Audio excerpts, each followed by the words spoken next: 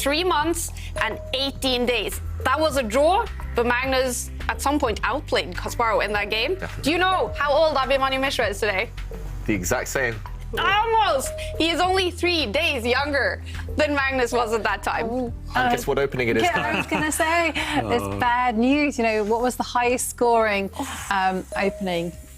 This one, the Slav. It was the Slav defense. Oh no, and this is what Abhimanyu Mishra. No one's told him about the statistics. Oh. Maybe we should have released it before to all the players and gone, here you go. Yeah, and Magnus, meanwhile, he's chosen a kind of rare branch of the Slav. White has temporarily given up a pawn, but White is about to get the bishop pair. So White's knight has gone to the edge of the board and is going to take off the black light squared bishop. And once that happens, Black will be a bit vulnerable on the light squares. Black's going to have a bit of a weird wrecked pawn structure. It just depends on how good Abhimanyu Mishra's opening homework is. We know that he uses Chessable all the time, thousands of hours clocked on Chessable. And he is a bit of an opening expert. Yesterday, getting some great positions out of the opening Mishra. So I'm sure he knows what he's doing, despite the stats that we saw of the Slav defense. And, OK, current position, Black is a pawn up, but Black has 2 sets of double pawns on the C-file and the F-file. Yeah, I'm slightly worried. I've seen Magnus win positions very similar to this. He's happy to be a pawn down quite often these days, Magnus, after being influenced by AlphaZero and other kind of AI programs. But yeah, it's early days. Let's see. Do you like this opening choice, Simon, for Mishra? Yeah, I mean, I think when you're this age, you can sort of play anything, can't you? You just got to know it reasonably well. And I'm sure the speed that he's moving, he's done a lot of work on this. I like the way he's unbalanced it. When you're playing the world champion, if you want to win, as we saw Prag do in the last game, even though it was a blunder, unbalancing the situation seems to be a good choice, because if you play a standard position against Magnus, you're probably going to get outplayed. So at least he's got some sort of strange structure. And we see Magnus has now won the pawn back, but Black has very good control of central squares with his knights coming into those squares. Saying that, White's very solid as well. I mean, White doesn't have any weaknesses, has the 2 bishops, so I would imagine both sides pretty happy at this stage of the game. Look at that face from Magnus. Yeah, Magnus either not impressed by what Mishra is doing or just surprised with what Mishra is doing. Mishra, clearly, he's in his homework. He's gained time up to this point. He's played every move instantly as Black. So I doubt that there's anything too wrong with how Black is playing the game, but Magnus surprised and now needs to react by moving White's light squared bishop again. It's under attack by one of the Black knights, so that White light squared bishop is going to take a step back. And Magnus playing the most popular move in my database.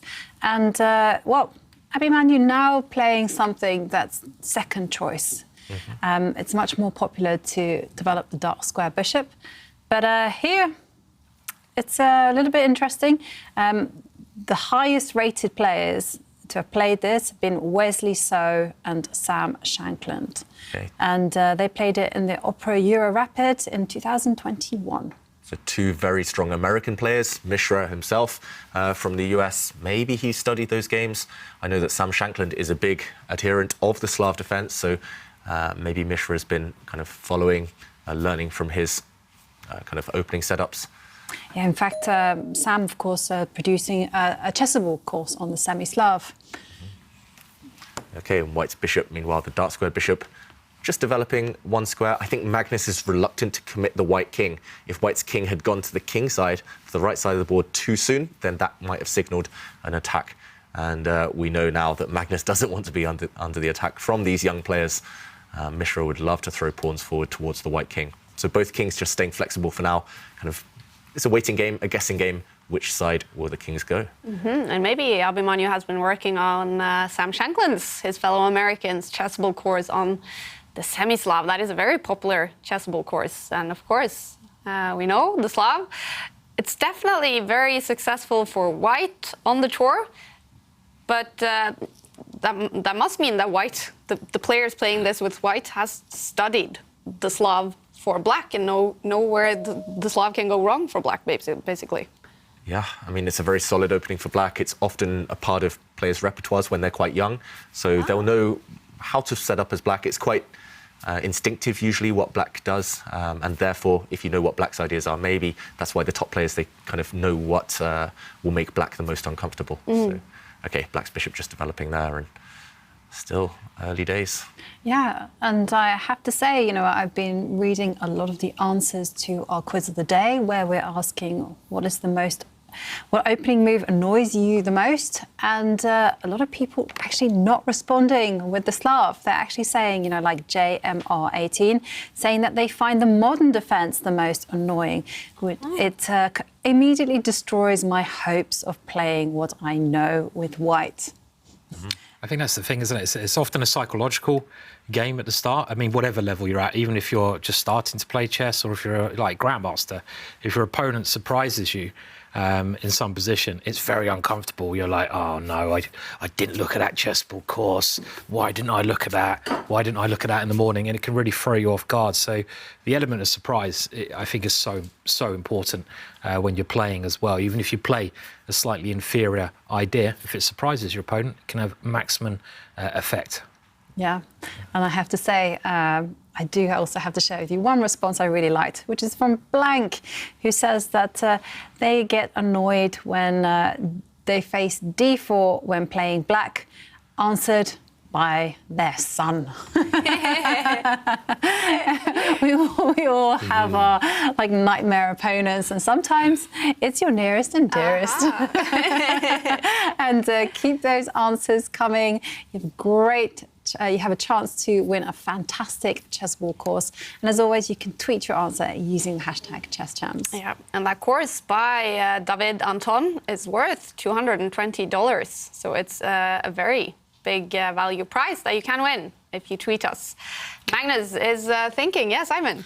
I was just wondering, as you had a lot of experience in prisons as well, like watching the play, what's the most popular openings in prisons? Is it E4? Is it like London systems? I mean, do they have anything in particular? It's E4. E4, they like to attack. Okay. There's no link with people being in prison and attacking, but they just like to attack. And of course, in Simmels, as anybody knows, whatever level we might be, it's harder to play against the people that are off the wall and play these spurious openings and weird gambits and things. It's really hard. So I would play Slavs and things that I know the territory, or French. But I would say in this position here, if I may, that if the millions of club players, if I looked at this and said, well, where are the imbalances? If you were black, what were you looking at? If you were white and you played that pawn to G3 early on, you might think, well, a bishop will be going to G2, fianchetto it. But it's not here. You've played that pawn and you've weakened squares on F3, G2 and H3, if that king were to castle. And just at my level, if you like, that's where I would look to target and think, if you castle, you're giving me your address. You give me your address and I'm going to send the boys round, and the girls for that matter. In fact, the girl. And, those are the tiny things you have to look for, maybe. You can't just rush the game.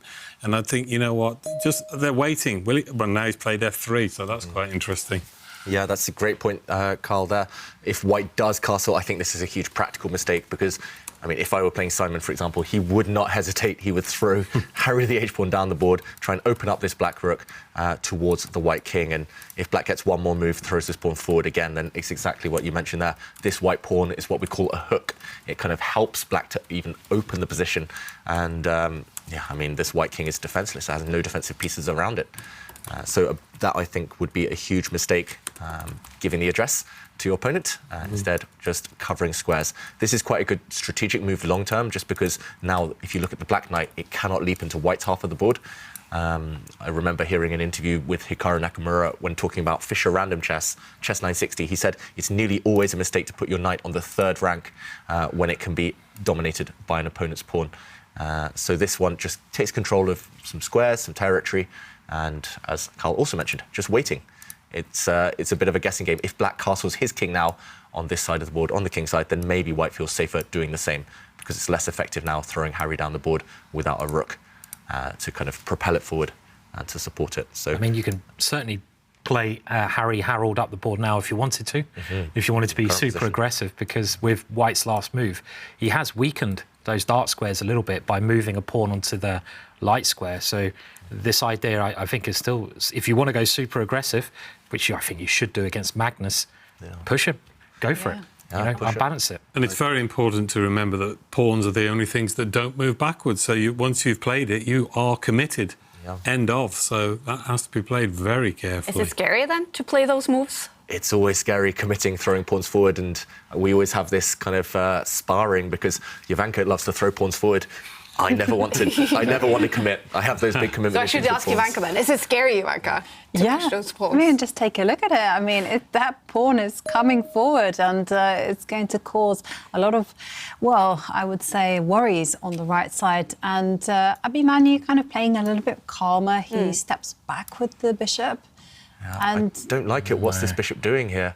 I don't know. White is going to maybe step forward with the queen. I'm not sure which square White uses the queen for, and still this kind of dilemma remains. White's going to kind of keep you guessing which side you're going on. And okay, Magnus does play this exact move, very logical. Maybe at some point hinting that he's going to push forward in the centre. But how does this bishop move help? I don't really understand. Yeah, maybe this is like showing Magnus a bit too much respect. I remember when I was, an IM.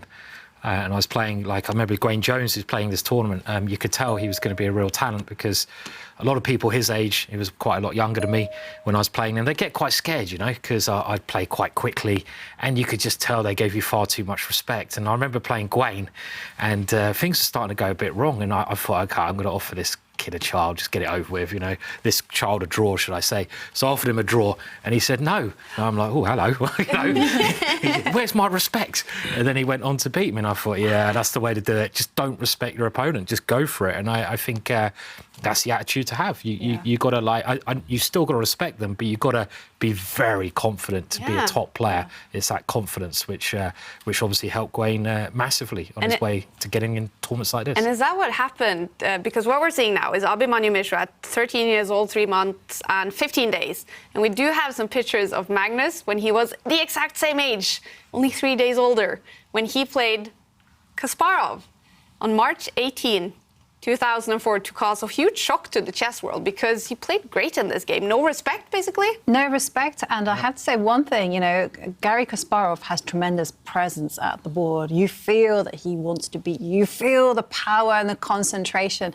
And so to completely dominate the game and kind of decide that he wanted the draw, it was Garry who was struggling. And, takes a lot of skill and courage. And finally, we have Harry moving 2 squares up the board.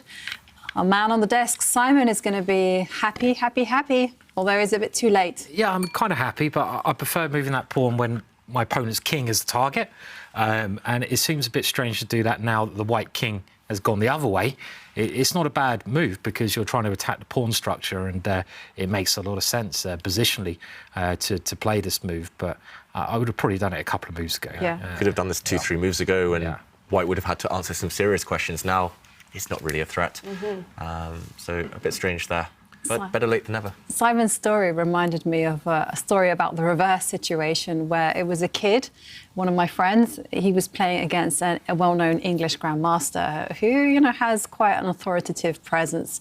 And the kid was like, OK, it's going to be a draw. He's going to draw against his grandmaster. So he goes, can I have would you like a draw? He goes. And the grandmaster just go, let's play, kid. And that was it. He was like, oh, no. There's some great draw ones. I mean, I remember another one, I think it was similar. It was like a youngster was playing another, well, I don't know if it's the same English grandmaster, but he says, draw, and, very quiet. And the grandmaster just stands up and goes, where? He looks around the tournament hall and then sits down and gives him evil looks and just crushes him. So you've got to be careful offering draws, It's or if you do, be very confident. Go, draw, Do we not think it's a remarkable thing in chess that we can just stop at any moment and say draw? If that was football and both teams said draw and they all walked off, is there another sport that does that? That says let's stop and let's just stop. Let's just stop and go off. It's true. It's weird. It is weird. It's just uniquely weird. So true. I don't think they should exist, draw-offs. Well, exactly. It would change the style of chess that people would play, that's for sure. Dave just wants to torture people with hundreds of moves. He doesn't want Give people me a to few get their years and dinner. I'll just want those. Well, how would the games end in draw then? With those 50 moves? Yeah, or the repetitions, the 3-move repetitions. Yeah, or ending But up that is with king. kind of a draw agreement, though, isn't it? It's kind of a draw agreement, yeah. So why do we have draw offers? Ah, We that's don't need true. them, really. I mean, in this tour, I think we allowed the players are allowed to offer draws after move 30, after move 40, but we nearly never see them. It's that's always true. ends up king versus king, or it ends up in a repetition of moves. So why have the draw offers anyway? That's true. And there is a school of unique. thought, I don't know what you think about this, but that in any battle, fewer mistakes are made by the attacking side than the defending side. Now, that's worth thinking about in all the games you've ever played. Okay. Do you make fewer mistakes when you're on the front foot attacking or defending? So they say the best form of defence is attack. Well, why So, not? Front foot. In many Do you know martial something? arts I and think stuff. it might depend on your personality, because I was actually told the reverse by a very strong grandmaster. He says it's actually much easier to defend, because there you're just looking at your opponent's possibility. When you're looking to attack, you're feeling this burden, especially if you're giving up material. Me as well. Yes. You feel like this burden that you got to go forward. Time is running out. If you don't strike when the iron is hot, that's it. You're gone, and you're going to lose the game. So yeah, I don't know. But we do like the attacking games, and Yeah, we yeah, do like yeah. the attacking players. And the bar is now over to Magnus' side. Mishra may be playing a little bit too respectful in this game so far. Yes, it feels a bit inconsistent, some of his play. I like Black's last move, just tucking the king away closer to the corner. Just good general kind of chess wisdom. If you castle on the long side, just spend an extra move, pushing your king as close to the corner of the board as possible. It's just safer there. But somehow it just feels a bit slow. Mishra kind of messed around with the black bishop slightly, kind of pushed, harried the h-pawn forward, and then moved his rook away. It's kind of, if you push your h-pawn forward, continue pushing it forward. Or if you want to centralize your pieces, centralize them, but don't waste time on kind of retreating moves or pawn pushes. Or, it just feels like Mishra's changing plans on every move. And I mean, it's still not a terrible position for Black, not that many weaknesses, but White does have the 2 bishops. White has a slightly more harmonious pawn structure. White is the one who can push forward in the center at will whenever he wants. So Mishra, yeah, it just feels like a lot of suffering ahead. I don't think there's anything immediately winning or anything for White in this position, but Simon, thoughts on the last few No, moves? I was going to say exactly the same. I mean, I don't think Black's position is that bad at all, but it just seems a little bit strange. And this is, OK, things are going to certainly change now after Magnus pushing aggressively in the centre. But why play your Harold pawn? Why then play in the middle? And then play on the other side, and then, you know, you're kind of just not really doing anything consistent here. But Magnus trying to punish him with this. I'm surprised he played this, because it's a bit un-Magnus-like. He's normally very patient and, you know, will save a push like that until it's really, you know, really only has to, you know, he has got nothing else to do. But if it works, it works. Maybe it's just a good move. Yeah, maybe it's a good move, and we have to jump in and examine it, because anytime you push pawns forward, exploding open the centre, it will come with consequences. As Simon mentions, I was expecting maybe the white bishop to just step back out of the way, kind of just open up this white rook to support this pawn in the centre, and then only later, when you're fully ready, then you push pawns forward. But Magnus says, OK, I didn't need to waste time like Mishra has done over the last few turns. I don't need to waste moves, instead pushes forward. And the reason I thought this was maybe kind of a bit too risky was because, for example, if White takes this pawn, let's say we take back. Yes, White has a very strong pawn centre, but suddenly the black queen can capture this undefended pawn in the middle of the board. And I'm just trying to figure out what Magnus has in store here. Looks like there are some bishop moves you could contemplate, maybe even going up to this square. It looks a bit strange, but you have opened up an attack against the black queen, and suddenly you are hitting an undefended pawn. Wherever the queen goes, you can just take this pawn, and yeah, maybe suddenly the white bishops have come to life. This bishop on a great diagonal, hitting this undefended pawn, and this white bishop as well, on a bit of a kind of annoying square. So, yeah, Could simply be the light square bishop might just take that pawn immediately, yeah. keeping the threats alive as Even well. stronger, maybe. Keeping a big bishop move available. But yeah, it's interesting because you know, he's entering into these complications which he didn't need to. Yeah, So. that looks very, very dangerous. Yeah, and just moving this bishop at some point with a discovered attack against the black queen could well be deadly if you time it right. So, yeah, suddenly the stakes are much, much higher. And Magnus, with his pawn push, he's asking Mishra to calculate now. Mishra has to calculate well just to survive.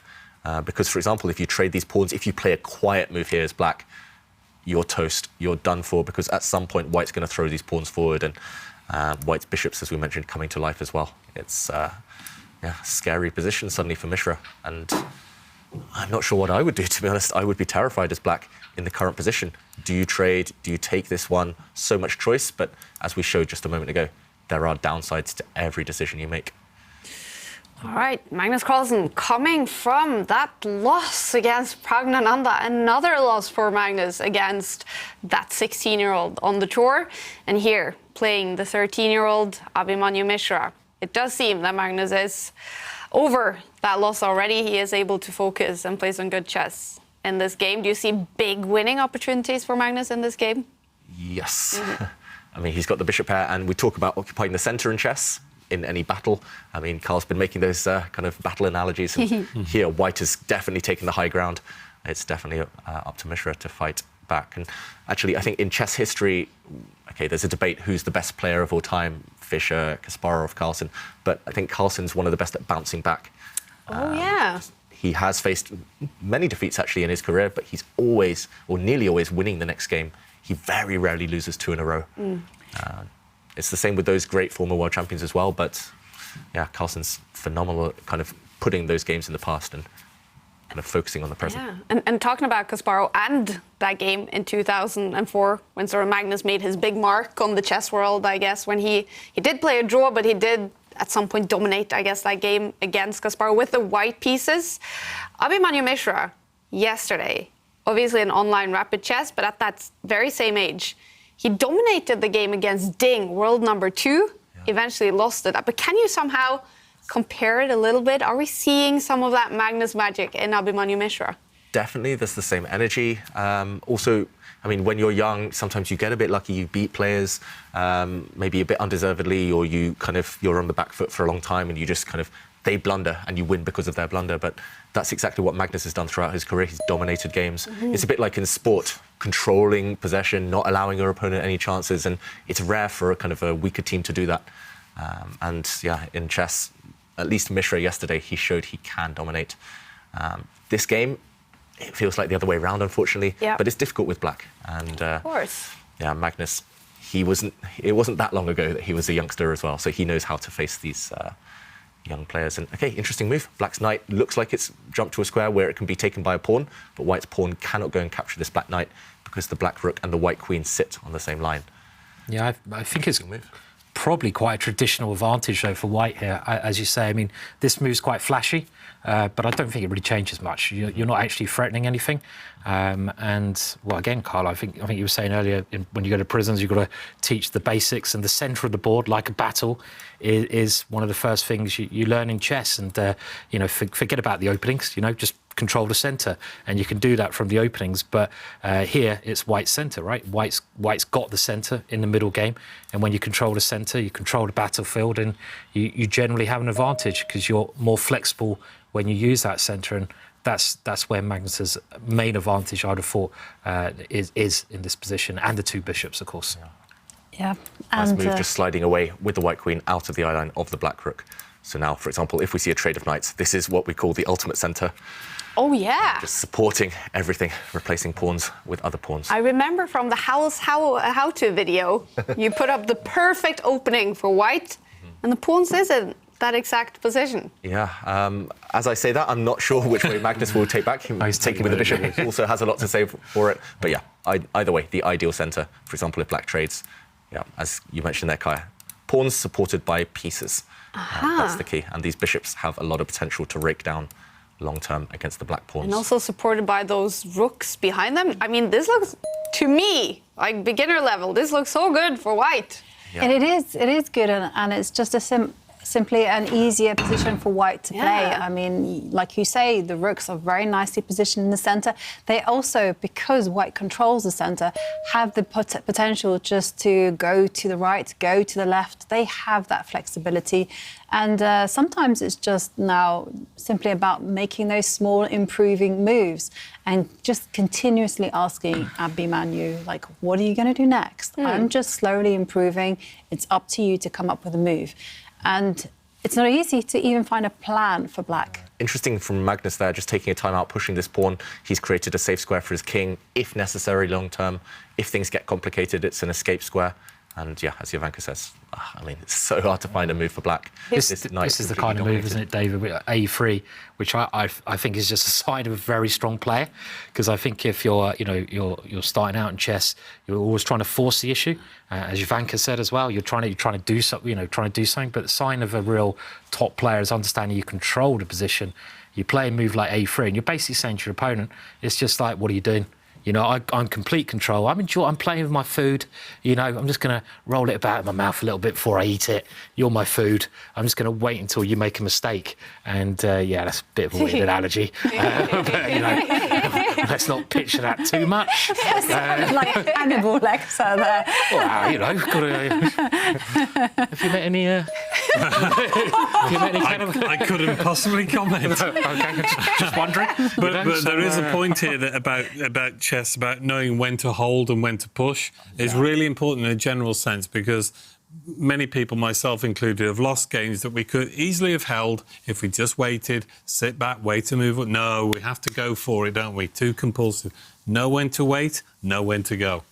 It's like Kenny Rogers, isn't it? It's that song again. You've got to know when to go. And look at Abhimanyu Mishra's T-shirt. Oh, Morphy. Yeah. Very famous American chess player. Never a world champion. I'd love to see it. He would have. They weren't world champions at that time, so he probably would have been. He was by far the strongest player. I want to see. Can we get Magnus to wear a picture of David on his T-shirt? Well, I'd love to see that. But Magnus just takes his jumper off and there's David Howe. That's got to be a challenge. Be careful what you wish for. I want to see that now. Yeah, Let's make that happen. Let's make that happen. Yeah. Oh wow. Inspired by Paul Morphy, Abhimanyu Mishra maybe, but struggling in this game. Well, there's been a few changes actually in this position, because Abhimanyu, he didn't sit and wait. He was like, well, let me challenge the white pawn center. And I was a little bit surprised to see Magnus actually capture that pawn. And now, yes, those pawns look weak on the right side, but at the same time, they have the potential to generate some dynamic play.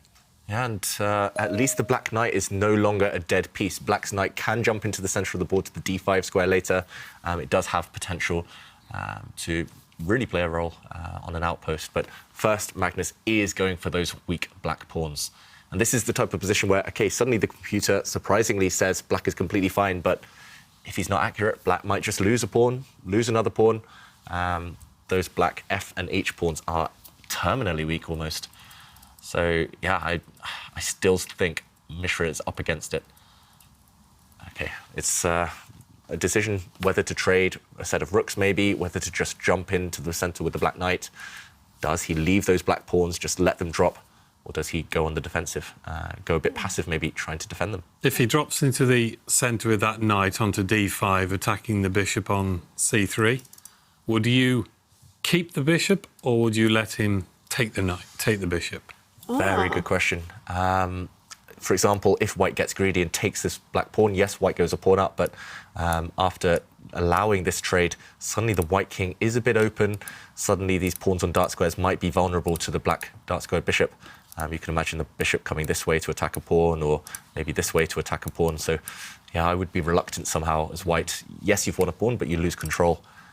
So I think the other option you mentioned there, Carl, just maybe taking a step back with the bishop, that would be maybe the first option that comes to my mind. Yeah. And also this bishop does kind of keep this knight under check. There's nowhere this knight can jump forward to right now. There are other options. For example, do you trade rooks and then trade off this knight just to get greedy and maybe win a pawn at the end? For example, rook takes rook and maybe taking this knight off the board. But Magnus won't want to go for trades that allow the black pieces to get active. The black rook now maybe on an open line. So, yeah, I think this is just logical from both sides. Why not jump into the centre if you can? OK, first he trades rooks. Is the intention now, next move, to jump into the middle of the board with the black knight? And maybe I'm being too hasty, deciding that the white rook needs to capture the black rook. Maybe Magnus will drop back with his bishop, just so that it's out of the range of that black knight, as we mentioned. So if the black knight jumps in now, you don't have to take a move, removing your bishop from its eye line. You can now just go and grab a pawn. Really interesting moments. Just that's, I mean, the mark of another a really top-level player. in this position, I would just say, OK, my opponent's taken my rook. I want my rook on the open file. I want to bring it forward later. But Magnus, he looks for all the options in the current position. Bishop takes also is very logical. Huh, interesting. And, well, Abhimanyu Mishra, he has ticked down to 3 minutes on the clock, and he takes it with a bishop. Yeah, just the fact that he took a few seconds there made me think, oh, actually, my instinct was maybe just a bit too hasty. And yeah, I like that move for white. We want to keep bishops on an open board. Otherwise, I thought we should set up a helpline for people who have, you know, call in and say, excuse me, I'm a chess player and I've got 2 bishops on an open board and I have exchanged one off for a knight. And they say, oh dear, well, let me just put you in touch with the GM. They'll talk you through it. We have a meeting every Wednesday evening. Don't be giving up bishops on an open board in general. I'll join that meeting every Wednesday, I think. I've been there, got the T-shirt. Bishops are long-range pieces, so having a bishop, even retreating a bishop to the first rank, is not such a bad thing. OK, Mishra, he knew one of his pawns was doomed, so he threw it forward, and now 2 Harrys are better than 1, right, Simon? White has 2 H-pawns. That's what they say. Yeah, or Harry and Harold. Harry and Harold. That's right. Is that a situation where the doubled pawns is a good situation? It's an extra pawn, so I guess it's probably OK, but sometimes double pawns can be good, normally in the centre of the board, where you can control a lot of squares. But I think the main point here is that's a pass pawn. So in the ending, it could become a queen because there's nothing obstructing it. And Black pushes his pass pawn forward. He's created a pass pawn of his own. I have Black to say, F-pawn. I really like what Abhimanyu's done, actually. You know, I really don't like this last move, though. Oh, you don't like the last the black move? bishop, I don't really understand. because it's tempting to push a pawn, especially a passed one. Now white has a permanent blockade on the light squares. That's true. That's very true. But yeah, and both pawns motoring forward. I have to say, the black king, it looks very safe, though, with all those pieces and pawns around it. Yeah, I think both kings are pretty safe right now. White's king, potentially a bit vulnerable, but it can just shuffle off into the corner if it really needs to. First, Mishra trying to activate his knight. I think that's the #1 priority. But yeah, he's done good work with his king. The black king safe as houses in the near future, at least. So there is a question for Magnus. How to break through? Will it be all about the Harold pawn that we named it today? I think so. I mean, that pawn is just simply going to try and tie down black's forces, especially black rook, if possible. And the kind of move that you kind of want to play is you want to push that pawn forward and relocate the bishop to a better diagonal. But for the time being, you can't really touch the pieces on the light squares. Instead, you have to focus on improving the dark squared bishop. Yeah, white's dark square bishop at the bottom of the board. I said they're great long-range pieces, but here it should really improve itself. I think Magnus just deciding where to put that piece. We're expecting white's bishop on e1 just to make a decision. It can go in either direction. And I'd have to say, I really love seeing Abhimanyu play. I love the way he bops up and down. I mean, this just gives it away that he is 13 years old. Energy. You know, his play over the board, that's older. That's like a really, you know, very experienced grandmaster. But the online behaviour is like... He's like a hummingbird on steroids, isn't he? He's brilliant, brilliant. He's bouncy, isn't he? He is. Yeah, I just wish that he'd put the Angry Bird cushion as well in eyeline, so they would just add that extra point to Magnus. You're playing against a kid. It was fun. We did ask him yesterday about the Spider-Man cushion. He didn't quite know where it was. They painted the house or something like that. But I have to say, since last year when he played Chessable Masters, he has grown up a lot. There's a big difference between 12 and 13. He looks older. He acts older. I guess he plays older. His voice is broken. Yeah. Yeah. I mean, last year on the tour, when he did play in the Chessable Masters, he won that one game, but even that one game he won was very shaky, very up and down. But, OK, he had a few tough defeats there as well. But this tournament, even though he's had 2 losses already, yeah, he's definitely controlling things more. So the maturity levels of his play are different level, vastly different level. He's made good work of the last 12 months. It must be fun to be a young chess player because so much happens in such a short period of time. Whereas at the age you guys are now, maybe the improving Calm down a little bit. Welcome to the groove, Simon. Should we just leave now? It's all over. said all of you. None of you are teenagers They're anymore. both my lads, you know. I'm giving it a new Kaya. it would be lovely to be like 13 again. Obviously, once you sort of know. Well, everyone makes mistakes, don't they, as well? And it's like, but you also, just enjoying the fact that you're playing the world champs and everything's nice and you're excitable and everything's good. Yeah, of course it would be. Yeah, but the buzz in the normal club chess world is that just how many of these youngsters are coming through. Ooh. There's like a new name every week and they're massively strong. You couldn't be this strong before. I know computers help, but you have to have latent talent. And I wish that they could invent chess spectacles. I nearly called them chesticles, but that's probably bad. That I could just put on and see what you see and go, in the Matrix when he has this thing, he says, I can do Kung Fu. You just put those on and go, I can do chess. You put some on there, if I could see what he sees, just give me 10 minutes. It would be fantastic. I would love that. Stockfish. A lot of people do that online. That's true. Too many people do that online. Unfortunately, they do. But But look at that intense look. I mean, that's frightening. That's really, really off-putting. Yeah. I'm sure he doesn't mean it, but he just has that fixed glaze. Yeah. I think Magnus for sure won't have the webcam open. You don't want to get stared down by an opponent looking that angry. That's the kind of look my wife Susan has when I ask her to pay the bill. Can you tell her you're sorry about that to talk about some Hi, chess? Sue. Hopefully she is watching. She is. She is watching. I'm Susan. sure. She's watching whilst preparing Jubilee celebrations, I think, as they all are in the UK. Oh. The Queen. So villages everywhere will be having cake and bunting. Yep. And I'm having one in my village, but taking a chess table, a chess set, and getting the opportunity for more people to play. Taking some prisoners? Perfect day. I'm taking no prisoners. Okay, no prisoners. Yeah, not that day. Should I say then Happy Jubilee Day? How do you say? It's in June. Oh, okay, so it's not yet. It's No, like the preparations, 3rd to the 5th though. of June. But I will remember. Yeah. All right, we do have some moves, and Magnus did decide which way to go with his bishop. Yeah, and I really like what Mishra's done on the last move, at least. I think it was a very necessary decision to jump in with the Black Knight, and there has been a trade, so let's check out what's happened. And, OK, Magnus not getting greedy and allowing a pawn to survive. So if we backtrack just one move, we see that in this position, Black's Knight, yes, it's on a great outpost, but it's not really affecting play. You need to get rid of White's bishop pair. That is the #1 priority. The longer the game goes on, the more powerful they'll become.